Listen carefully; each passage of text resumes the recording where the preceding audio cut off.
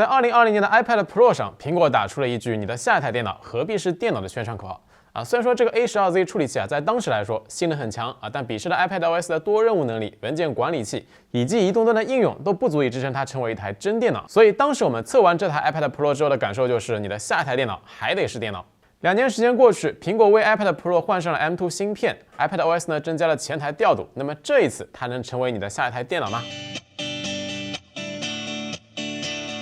这2年苹果老喜欢在基础款产品上挤牙膏比如说 iPhone 14，比如说 iPad 10。但今年 iPad Pro 的硬件除了升级了处理器，其他方面也是牙膏味十足就拿外观来说，要不是我们这台20款屏幕边角碎裂了一块小玻璃，你还真的很难看出哪台是新款。一样的屏幕边框宽度，一样的相机模组造型，一样的按键布局，一样的苹果 logo 位置。当然细看的话，还是能发现一些区别的。比如说20款背面印的是 iPad 字样，而22款印的是 iPad Pro。另外，上下4扬声器的孔位来说，20款开孔呢会更多更密集，22款的孔位和21款呢保持一致，更大但更少。11寸120赫兹 LCD 屏，实际观感素质和20款相比，基本呢也没啥变化。6个区块平均分值亮度呢是567尼特，全贴合屏幕，显示效果通透，有抗反射涂层。缺点呢是拖影有点大，尤其是冬天的时候横屏滑动，图标文字呢会拖着一个小尾巴。Mini LED 依然是12.9英寸的专属，并没有下放给这一代的10英寸。当然，不出意外的话，下一代 iPad Pro 10英寸应该会在屏幕上有所升级要么上 OLED 的屏幕，要么呢就普及 Mini LED。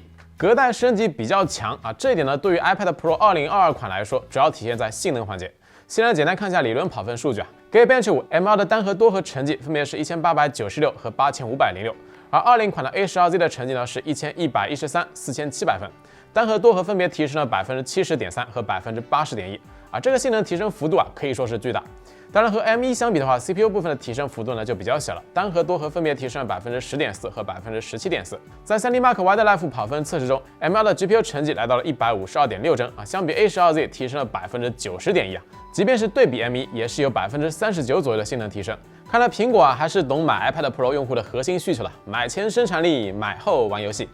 不过这里呢，大家也可以发现即便是2年前的 A12Z， 它的 GPU 性能如果对比安卓平板的8 Gen 1、888、870这些，那么它的性能依然是遥遥领先。而且在绝大多数常规 App 内的使用体验，20款和22款也没有啥明显区别，配合满血的120赫兹 ProMotion 同样很流畅。那么升级了 M2 芯片的新 iPad Pro 能明显感知的性能差距点到底在哪里呢？答案是原神。其实之前大明用手上这台20款的 iPad Pro 玩原神，画质全看的也是挺流畅的。但是3.0之后是真的有点顶不住20分钟虚拟地图测试，前面一小段呢还能稳定在60帧，但是2分钟开始帧率就在45帧和60帧间来回上蹿下跳。游戏过程中屏幕呢也强制降到了130尼特，整机光呢是13瓦，机身最高温度呢是47.2度左右。而22款的 iPad Pro 则是全程稳如老狗基本是贴着这个60帧运行，平均呢是59.3帧，整机光呢是11.8瓦，机身最高温度呢是45度左右。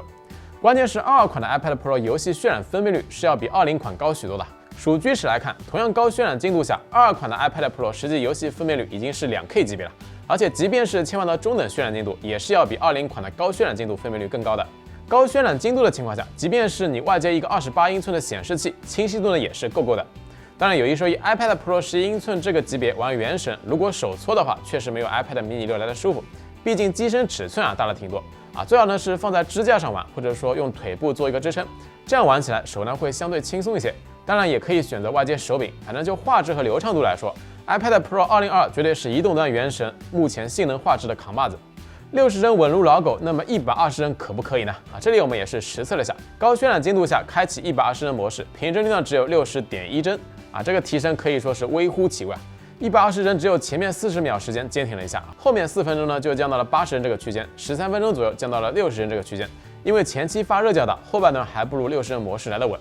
这点呢，主要还是和 iPad Pro 2022机身的性能释放有关。实测下来呢，整机性能释放基本在12瓦左右，中等渲染精度下可以跑到平均80.1帧，前面1分40秒可以坚挺在120帧，后面呢还是稳不住。当然，全程帧率基本是稳在60帧以上，而且这个时候它的整个画面精细度依然是不错的。不外接显示器的情况下，在平板上看精细度还是够的，流畅度呢会比60帧模式更好些。从前2年开始 ，iPad 上搭载的系统从 iOS 改名叫了 iPadOS。除了小窗和分屏之外，其他整体的交互逻辑和手机上的 iOS 没有本质上的区别，也和 macOS 上真正的多窗口完全不沾边。但这一次 iPadOS 16.1上推出了一个真正意义上的多任务多窗口功能——前台调度。进入该模式之后呢，荧幕边角会多出一个拖拽的标记，适配的应用可以手动调整比例，档位还是比较丰富的。比如说信息流应用，调整接近手机比例之后，显示的效率反而会有所提升。目前的问题是，部分没有适配的 App 不能调整比例大小，也有一些呢是可以调整窗口比例大小，但是内容不会根据画面比例做全局自适应，在软件的适配力度上还有待进一步加强。当然，这个多窗口逻辑相比 macOS 或者说 Windows 还是会有区别。比如说，从桌面 Dock 栏直接打开 App 都会独占一个页面，想要多窗口同屏，需要从侧边栏 Dock 栏资源库长按拖拽进来，或者说点击顶部的小点点选择添加另外一个窗口。这个时候同屏多窗口就会形成一个组合如果开启新的 App 或者说返回桌面，同屏所有的窗口会一起最小化到侧边栏点开之后呢，还是会一起出现。两个窗口并排的情况下，可以实现文本、图片相互拖拽。看到这里有没有觉得这个功能和母公司的一步很像呢？那么这个功能对于日常使用又或者说生产力方面到底有没有提升呢？答案呢肯定是有的，但是也有局限性。一些实用的场景大家也很容易想到，比如说开3个购物软件同时比价，一边浏览网页一边做 PPT， 文字图片呢都能直接拖拽，还能再挂一个微信小窗。不过对于11英寸这个 iPad 来说，开3个前台窗口，内容显示呢会非常局促，可能更加适合外接显示器之类的。而如果是只开2个窗口并排显示，那么和之前的分屏其实并没有太大区别。所以说前台调度模式可以调整视窗大小，但是改善的幅度比较有限。不过当你把 iPad 竖起来用的时候，就会开启一个新世界大门了。这个时候前台调度呢解决了之前 iPad 无法实现的功能，竖屏分屏。首先是看视频，竖过来之后，视频的横向空间更多，显示面积呢也就更大。学生党呢可以上边刮网课，下边记笔记；游戏党可以上边看攻略，下边跑图进行实际操作。日常娱乐也可以上边刷剧，下边呢斗地主。对于 iPad 来说，这些场景下确实能够带来不错的使用效率提升。所以前台调度功能从积极的意义上来说，确实给 iPad 一套全新的交互方式，能够做到以前做不到的事情，给 iPad 注入更多生产力开了个好头如果你恰好需要这些功能，那么它确实能够让你手上的 iPad 更加好用。而且按照目前的情况来看 ，iPad OS 上部分的自带应用更像 macOS， 比如说加入侧边栏 ，macOS 上的设置更像 iPad OS。来一次双向奔赴，未来在应用上两者走得越来越近，可能也是大趋势。OK， 那么看完了 M2 的性能测试以及 iPad 上全新的前台调度体验之后，大家觉得今年 iPad Pro 2022生产力有提升吗？有的可以打1，没有的可以打2。有一点的，但没有完全提升，可以打个3，可以走一波弹幕。从大米自己的使用角度来说，前台调度加 M2 芯片，确实让 iPad Pro 这个产品确实在系统体验上对比之前的 iPad OS 好用许多。比如说一边看视频一边记笔记，一边看攻略一边玩游戏，部分场景使用效率呢有不错提升，同时呢也可以更好的利用 M2 的性能。当然这些对于去年的 M1 来说应该也是没啥压力。但你要说生产力有多大提升，大米觉得还是得打一个大大的问号。目前来说呢 ，iPad 和 Mac 依然是完全不同的东西。比如说机身的扩展性、文件管理的逻辑有本质区别。iPad 想要成为完全体，还要加上昂贵的键盘，买更大屏幕的12.9英寸版本，那么这个时候成本就非常高了。